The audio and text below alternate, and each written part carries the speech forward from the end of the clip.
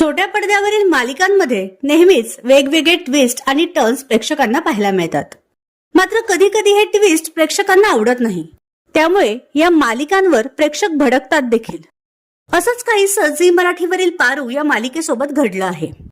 सध्या मालिकेत दाखवणाऱ्या ट्विस्टमुळे प्रेक्षक प्रचंड संतापले आहेत. बकवास मालिका, फक्त ओव्हर ऍक्टिंग आणि फालतूपणा चालू आहे. इतकंही कोणी बेअक्कल नसतं तितकी पारू दाखवली जाते. ती अडाणी पारू आणि ते दोघे आदित्य व त्याचा भाऊ शिकले सवरलेले बैल बिंडोक होते हे माहितीच होतं. पण ही सतत स्वतःचीच लाल करत बसणारी महाराणी देखील त्यांच्या एवढीच बिंडूक असेल असं वाटलं नव्हतं.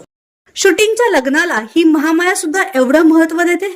दिग्दर्शक आणि लेखकाने एवढं लक्ष मालिकेवर दिलं असतं तर लोकांकडून शीतू झाली नसती रोज. बंद करा ही येडपट मालिका, बोगस होत चाललीये. सध्या एवढा पण अविचारीपणा नसावा. अशा वेगवेगळ्या नकारात्मक प्रतिक्रिया सध्या प्रेक्षकांकडून येत आहेत.